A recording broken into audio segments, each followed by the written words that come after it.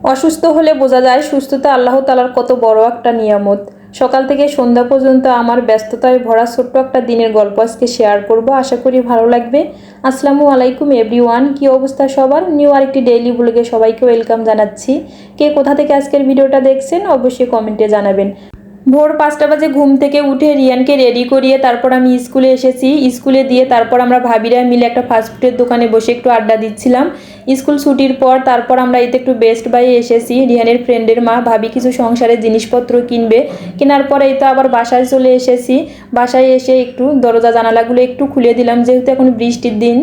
স্কুলে যাওয়ার সময় আমি সব জানালাগুলো অফ করে দিয়ে যাই, তাছাড়া বৃষ্টি এসে সব রুমে জিনিসপত্র ভিজে যাবে, এজন্য সব কিছু গোছানোর পর আমি রিহানের রুমে চলে আসলাম। রিহানের রুমটা একটু বেডশিটটা চেঞ্জ করে সুন্দরভাবে গুছিয়ে নিলাম। আসলে অসুস্থ হলে বোঝা যায় সুস্থতা আল্লাহ তাআলার কত বড় একটা নিয়ামত। সুস্থ থাকলে আমরা কিছুই বুঝি না, সব কিছু যেন ঠিকঠাক চলে। তখন বেশ কয়েকদিন হয় ঠান্ডা জ্বরের কারণে শরীরটা অনেক বেশি খারাপ ছিল। এই তো রিহানের সাইকেলটা একটু পরিষ্কার করে দিলাম পানি দিয়ে। তারপর এখন রিহান যেহেতু পড়তে বসবে, রিহানের পড়ার টেবিলটা একটু গুছিয়ে দিচ্ছি। রিহান পড়তে বসার আগে আমি পড়ার টেবিলটা সুন্দরভাবে গুছিয়ে রেডি করে দেই, তাহলে পড়তে অনেক বেশি ভালো লাগবে। এজন্য বাসার সব কাজগুলো গুছিয়ে নেওয়ার পর এখন রান্নাঘরে চলে আসলাম দুপুরের জন্য রান্না করব। যেহেতু অসুস্থ একটু আস্তে আস্তে করে সব কাজগুলো গুছিয়ে নিচ্ছি।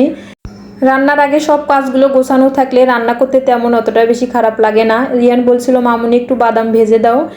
যে কোনো জিনিস ভাজাভাজি করার জন্য গাইবান্ধা থেকে আসার সময় আমি এই লোহার কড়াইটা নিয়ে এসেছি আমার মায়ের কাছ থেকে। অনেক বেশি সুন্দর কড়াইটা, আসলে যে কোনো কাজ করতে অনেক বেশি সুবিধা মনে হচ্ছে।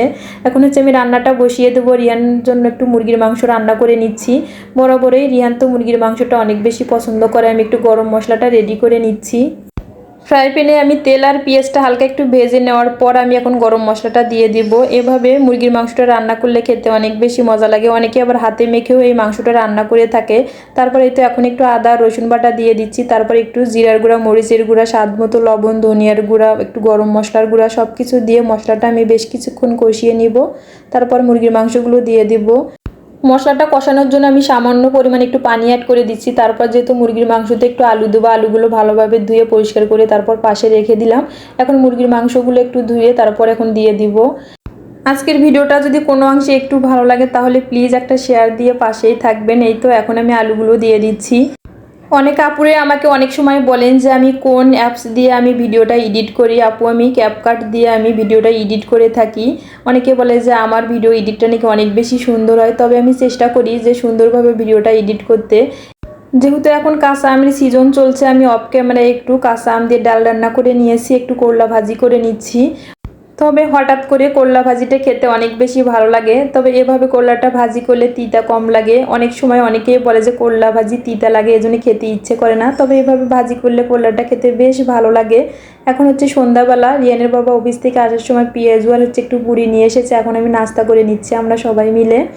তারপর একটু আইসক্রিম খেয়ে নেবো। এখন রিহানের আইসক্রিমটা অনেক বেশি পছন্দ।